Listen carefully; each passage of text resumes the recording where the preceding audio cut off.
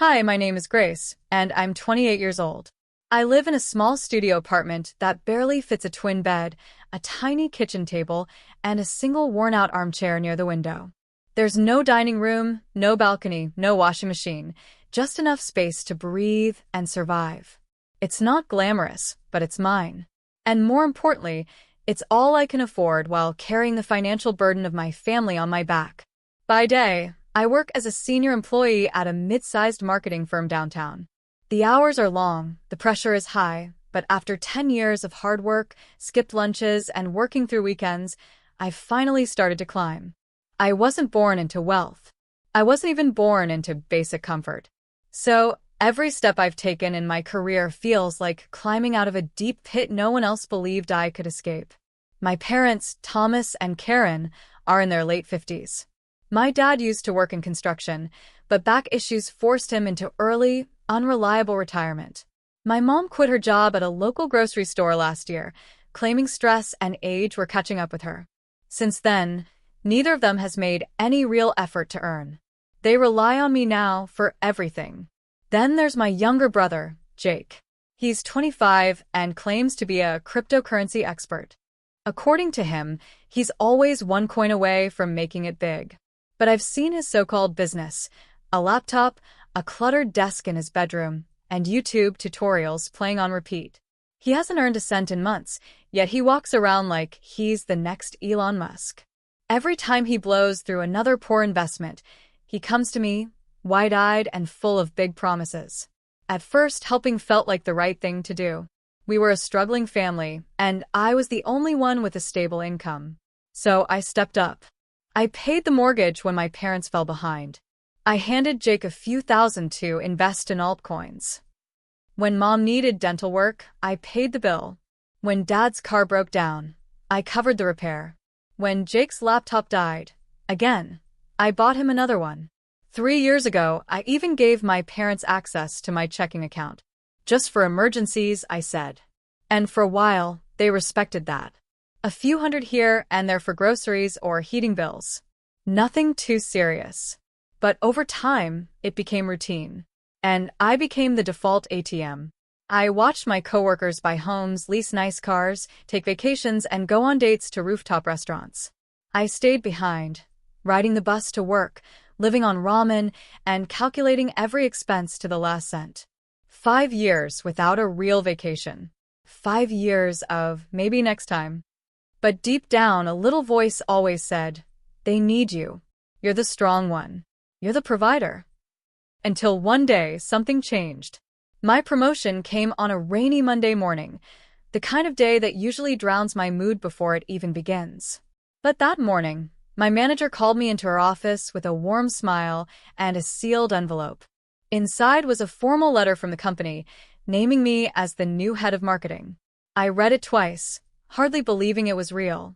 I wanted to cry. This wasn't just a title change or a slight raise.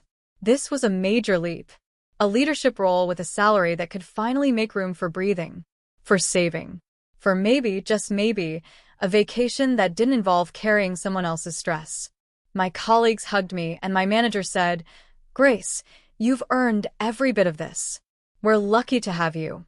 I smiled, holding back the lump in my throat, thinking, finally, someone sees me. That evening, I called my parents and Jake. I was nervous, but excited. I expected some pride in their voices. Maybe even celebration. But instead, it was the usual fog of entitlement and lukewarm approval. Dad mumbled, that's good, sweetheart. Proud of you.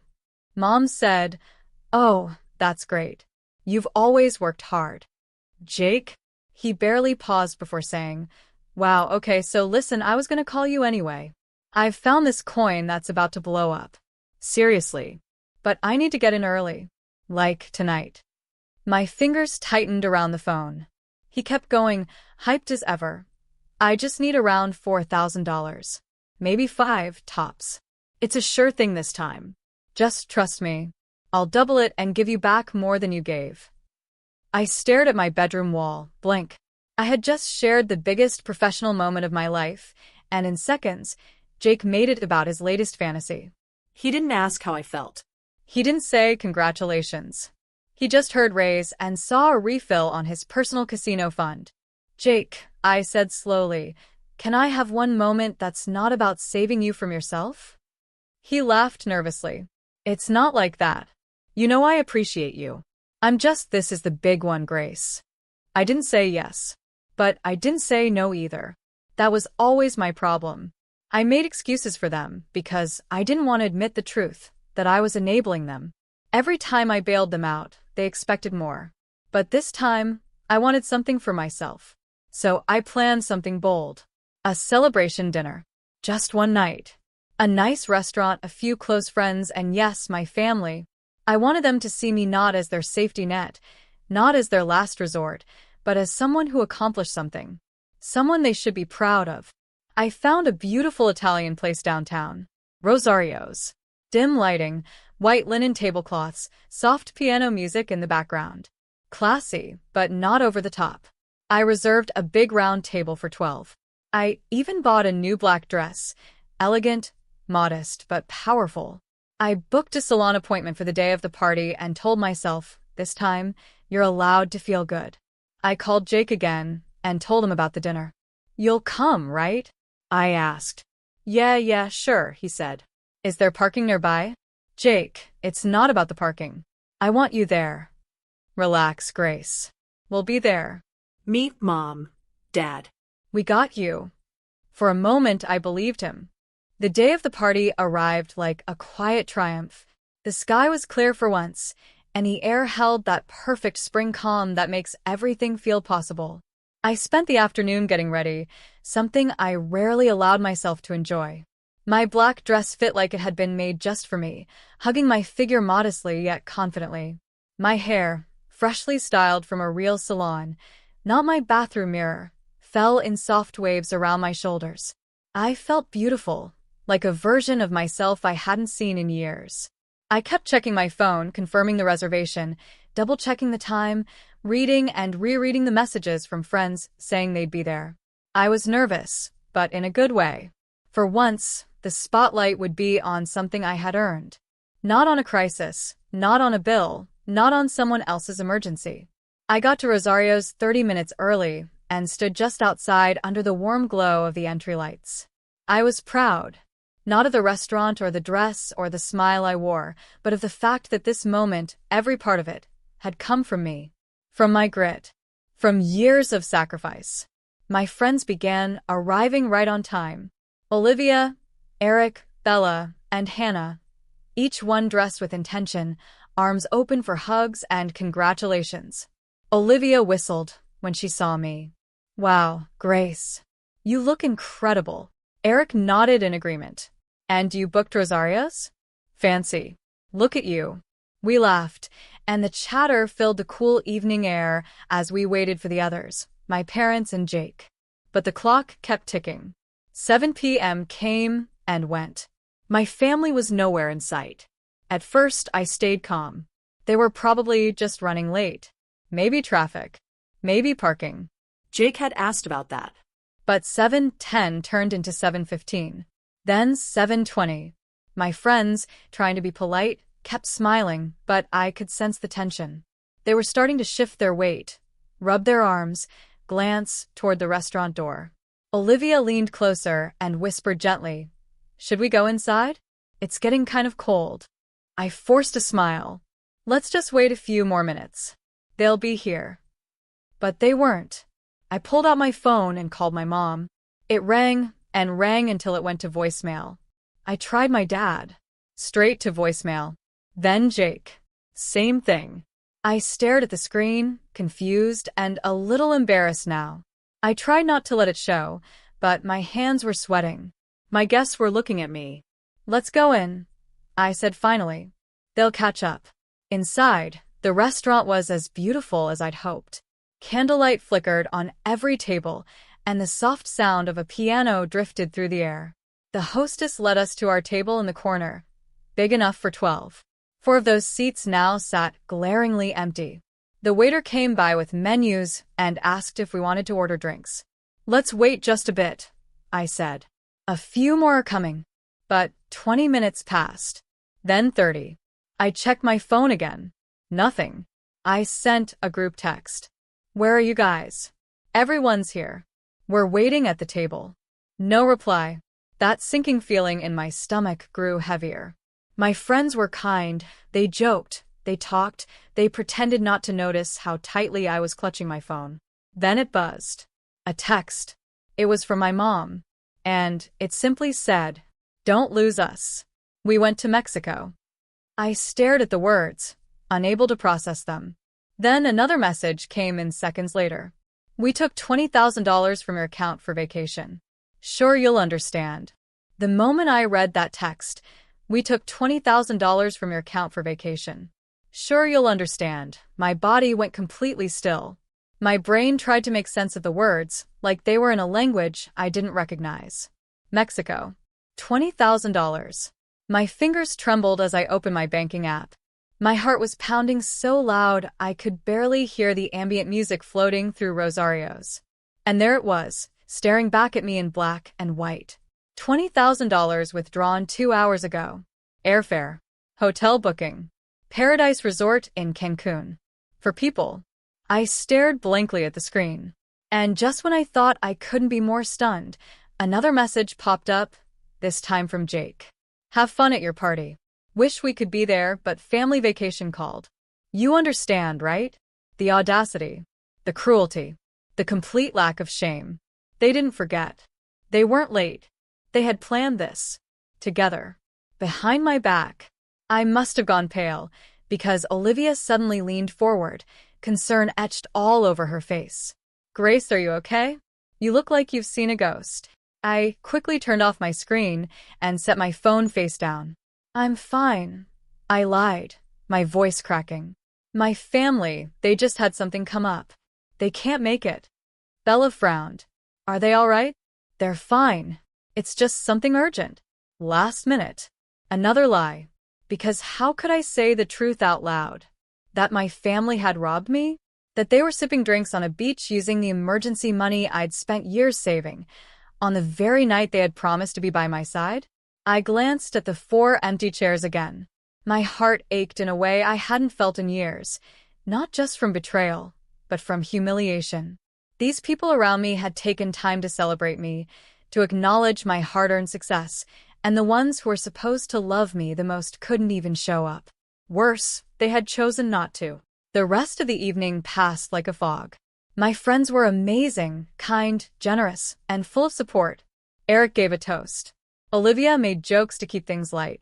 Hannah shared an old story from college that made everyone laugh. And I smiled. I nodded. I thanked them.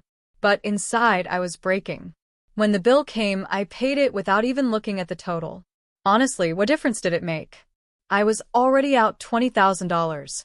What was another few hundred? As I walked to my car alone under the night sky, my heels clicking against the pavement, I finally let the tears fall. Not because of the money. Not really. Because I had spent my life giving. Giving time. Giving love. Giving money. And when it was finally my turn to receive something, even just a little recognition, they stole it from me. They didn't just take my money. They took the moment I had waited 10 years for. And they didn't even say sorry. When I got home that night, I sat on the edge of my bed in complete silence. My apartment, always quiet, now felt suffocating. The dress that had made me feel powerful just hours earlier now clung to my skin like a joke. I peeled it off, washed the makeup from my face, and sat in my pajamas staring at the ceiling like it held the answers. Then I opened my banking app again. $20,000. Gone. Not for groceries. Not for medicine. Not for anything that resembled a real emergency. They had used it for vacation packages, a luxury suite, flights, and resort activities, and they hadn't even thought to ask. No warning. No call. Just sure you'll understand. And the worst part? Deep inside, I knew they knew I wouldn't agree. That's why they never asked. That's why they just took it. My hands moved before I could overthink it. I logged into my online banking and began severing the ties. First, I revoked all access. My parents could no longer touch my checking account. Second, I canceled the debit card they used for groceries. Third, I removed them as authorized users from both of my credit cards. It felt harsh, but not wrong. It felt like I was drawing a boundary for the first time in my life. The following hour passed in a blur. I made a list, everything I had paid for over the years. The mortgage payments, the car repairs, the school fees for Jake when he dropped out halfway through his semester, the failed crypto investments. It totaled over $70,000 across the last 6 years. And this latest $20,000? It wasn't just the straw that broke the camel's back. It was the moment I realized the camel had been dead for a while, and I was still dragging it. At around midnight, my phone started ringing. Mom. I let it ring 4 times. Then answered. Grace, what the hell did you do? Her voice snapped before I could even say hello. The card isn't working. We can't pay for anything. I leaned back against the wall, staring into the darkness of my room. Good, I said calmly. You stole $20,000 from me. You don't get to keep stealing. We didn't steal anything. That money was just sitting there. We needed a vacation. We haven't had a break in years. I needed you at my party. Just once. I needed you to show up for me. It's just money, Grace. You make good money. You always say you're doing fine. That money was my emergency fund. My house down payment. 3 years of skipped dinners and side gigs and secondhand shoes. And you spent it on a resort in Mexico. Silence. Then, you need to unlock that card right now. We still have 7 more days here, and nothing to pay with. No, Mom. I'm done. You want a vacation? Pay for it yourself. She hung up. 10 minutes later, Jake called. Grace, what the hell is your problem? My problem is that you all stole from me. Oh, come on, we've always used your account. What's the difference now? The difference is $20,000.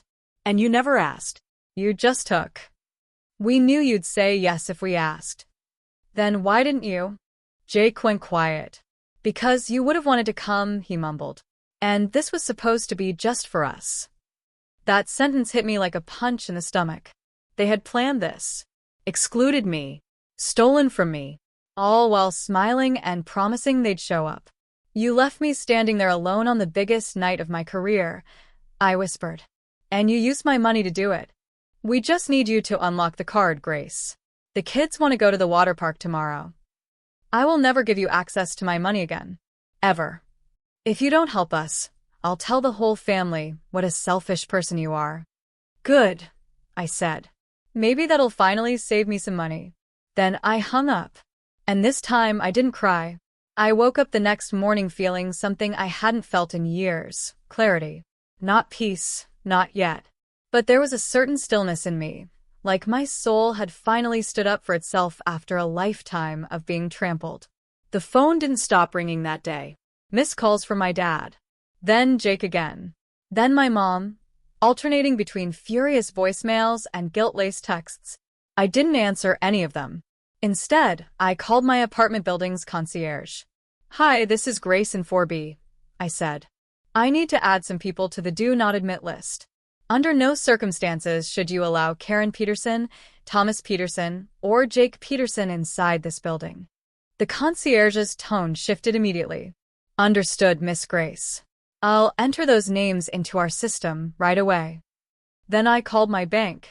I need to ensure no one can access any of my accounts unless I verify it myself, I said. I also want to add a note that no account information can be shared with anyone without legal ID and full authentication. The representative walked me through everything, removing emergency contacts, locking credit reports, flagging for unauthorized activity. Is there anything else I can assist you with today, ma'am? Yes. I want to add fraud alerts.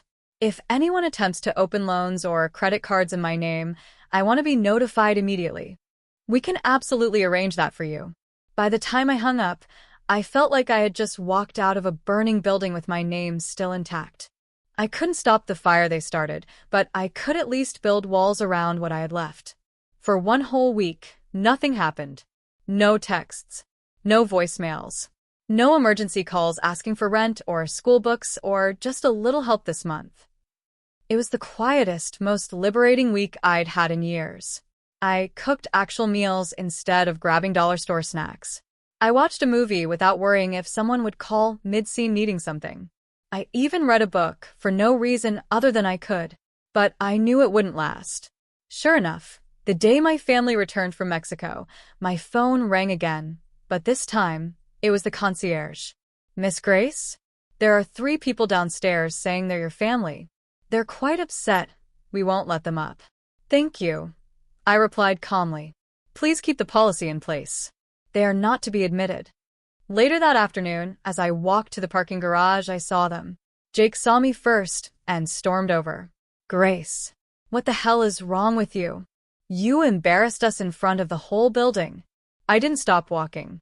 You embarrassed yourselves, I said, unlocking my car. Karen started crying instantly. Honey, we had to spend over $10,000 on credit cards after you cut us off. We're in so much debt now, you owe us. I actually laughed. I owe you? You stole from me. You abandoned me. And now you want me to feel guilty? We're family, my dad jumped in, his voice pleading. Family doesn't abandon each other. No, I said, pausing by my door. Family doesn't steal either. Jake stepped closer, his voice turning bitter. You're being ridiculous. You're supposed to help us. You've always helped us. When have any of you ever helped me? They went quiet. Truly quiet.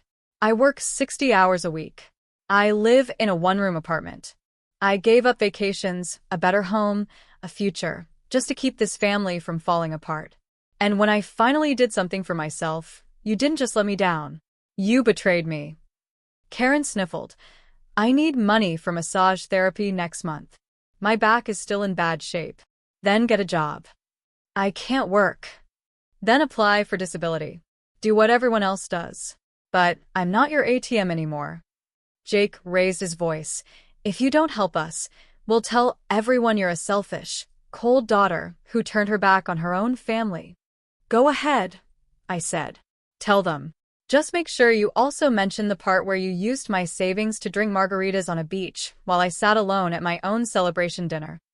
I got in my car, locked the doors, and left them yelling in the rearview mirror.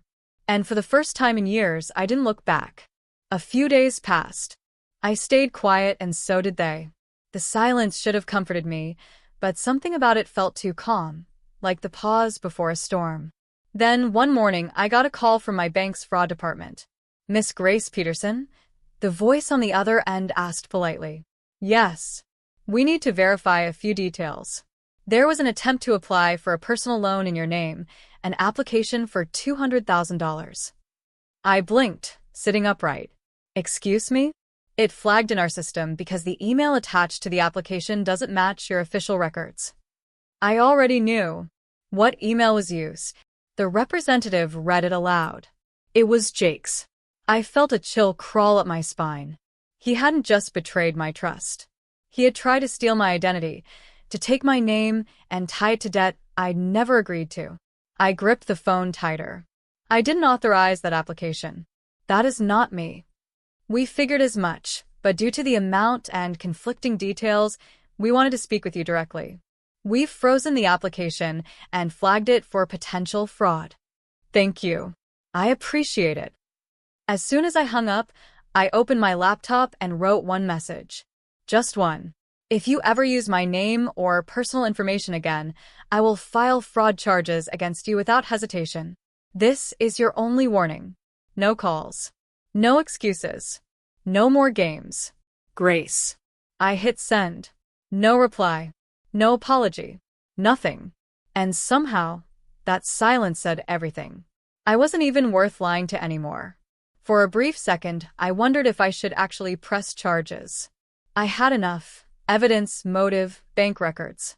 But something inside me held back. Not out of mercy. Out of finality. I didn't want to keep dancing in the flames. I just wanted to walk away, unburned and unbothered. That night, I stared at the ceiling again, but not in frustration this time. I felt calm, resolved. It was over. The invisible rope they had used to tie themselves to my life was finally cut. And no matter how loud they screamed, they couldn't tie it back. I had locked every door. Legally, emotionally, financially. There was nothing left to take. Now, it was up to them to face what life looked like without me holding them up. And it was time I faced what life could look like, without their weight on my shoulders. 6 months later, I was driving home from work when something caught my eye, a for sale sign posted in the dusty window of Jake's so-called crypto headquarters. It was the same room he had once called his trading lab, where he sat surrounded by charts, graphs, and illusions of grandeur. Now, it was just another failed dream. And this time, it wasn't my job to save it. That evening, curiosity got the better of me, and I called my Aunt Paula, my mom's older sister. She had always been more grounded, someone I could trust with the truth. "Grace, I was hoping you'd call," she said right away. "Your mother's been calling me non-stop asking for money." Of course she had. I took a deep breath. "Did you know Jake tried to take out a $200,000 loan in my name?" A pause. "Oh my God, no. Grace, I'm so sorry. That's criminal." Yeah. I didn't report it. Yet. But I sent him a warning. I haven't heard from him since. I don't blame you. Honestly, you should have done even more. Did he really shut everything down? Yes. His little crypto thing? Gone. He couldn't pay the electricity bills. The last I heard, he took a job doing back office work at some logistics company. Monday to Friday. Actual hours. Poor baby struggling with the real world. I snorted. "And your parents?" I asked, not even sure if I wanted the answer. "They sold the house," she said softly. "They couldn't keep up with the mortgage. They moved into a small one-bedroom apartment near the freeway. Your mom started working part-time at a pharmacy. She hates it, but, well, reality doesn't care about pride." There was a long pause between us, filled with years of exhaustion and unspoken grief. "You know," Paula finally said, "they told me you abandoned them. Did they also mention the part where they stole $20,000 from me for a beach trip?" She chuckled bitterly. "They left that out." I leaned my head back against the couch. I don't want revenge. I don't want to see them miserable. I just don't want to be their lifeline anymore. "You're not wrong, Grace," Paula said firmly. "You gave them enough. It's time you gave something to yourself." And I had. Since cutting them off, something remarkable had happened. I was actually saving money. Real money. At first, it was just little things. Groceries that didn't send my balance below zero. Rent that didn't feel like suffocation. The joy of watching a paycheck remain in my account more than 2 days. Then came the milestones. My emergency fund returned. My savings account crossed $10,000. Then $15,000. I started house hunting, not seriously at first, but the idea stopped feeling like a fantasy. And for the first time in 6 years, I took a vacation. Just 3 days. Just me. A rented cabin near the coast. I walked barefoot on the beach, watched the sunrise with a cup of coffee, and listened to waves instead of arguments. No urgent calls. No guilt. No crises that weren't mine. Just quiet. Just me. The irony wasn't lost on me. My family went to Mexico, stole my moment, and came back to chaos. I stayed home, lost everything I thought I needed, and came back with peace. The months that followed were filled with quiet victories, small, steady wins that added up in a way chaos never could. Every time I opened my banking app, I smiled. There were no surprise withdrawals. No panic messages from my mother. No emergency crypto pitches from Jake. Just order. I started living like a person again, not a provider, not a lifeline, not a walking wallet. A real, full human being. The biggest shift wasn't just financial, it was emotional. I stopped flinching when my phone buzzed. I stopped checking every missed call with dread. I stopped expecting guilt wrapped in silence or affection laced with manipulation. And as the holidays approached, I made a decision that would have shocked the Grace from a year ago. I didn't go to the family gathering. I called my Aunt Paula, the only person who had shown me true support, and simply asked, "Will Karen and Thomas be there?" "Yes," she said gently. "They're trying to pretend everything is normal. Then I won't come." She didn't argue. She just said, "I understand." Instead, I spent Christmas Eve with a few close friends from work. We baked cookies, played games, and watched terrible holiday movies while laughing until our sides hurt. It was imperfect, but real. Genuine. There was no pretending, no forced smiles, no one pretending to clap while waiting to ask for something. That night, as snow dusted the edge of my window, I thought back to that restaurant table at Rosario's. The one with 4 empty chairs. And for the first time, I wasn't angry. I was free. Jake had settled into a job he hated.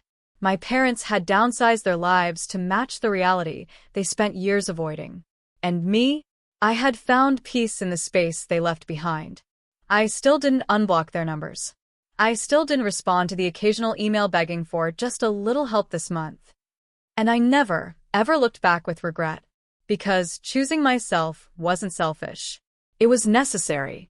For years, I gave everything I had to people who never paused to ask how I was doing, who never celebrated my wins, who never saw me as more than a means to their end. Now, finally, I saw myself. And I liked what I saw. A year after that awful night at Rosario's, I stood outside a modest 2-bedroom townhouse holding the keys in my hand. It wasn't a mansion. It didn't have granite countertops or smart home wiring. But it was mine. Paid for with my own savings. My own sweat. My own sanity. The down payment I had once feared would never happen? It came together faster than I imagined, once I stopped supporting 3 other adults. I signed the papers alone. Moved in alone. Hung curtains and painted walls on weekends. Alone. And for the first time, being alone didn't feel empty. It felt peaceful. I didn't send a picture to my parents. I didn't tell Jake. They didn't deserve to know what I had built without them. Instead, I threw a small housewarming dinner with the people who had shown up for me when it counted. Olivia, Eric, Bella, and Hannah all arrived with dishes in hand, warm smiles on their faces, and no strings attached. We laughed. We toasted. And when Eric raised a glass and said, "To Grace, the woman who built her life without anyone's permission," I actually let myself cry. Not out of sadness, but because someone had finally seen me for who I was and said it out loud. I still work hard. I still budget. But now, every dollar I save, every step I take, it's for me. No more emergency bailouts. No more stolen celebrations. No more sacrificing my joy for people who never clapped when I won. I've learned to say no. I've learned that love without respect is just control in disguise. And I've learned that the people who try to guilt you for setting boundaries were the ones benefiting from your lack of them. Sometimes, late at night, I replay that old text in my head. Don't lose us. We went to Mexico. And I smile. Because I didn't lose them. They lost me. And I gained everything. If my story touched your heart, even a little, then you already know how heavy it feels to carry a family that never carried you back. Sometimes, the bravest thing we can do is choose ourselves. If you believe in self-worth, in healing, and in walking away from what breaks you, tap that like button, and don't forget to subscribe for more true stories that remind us you are not alone. And tell me in the comments, have you ever had to choose peace over people?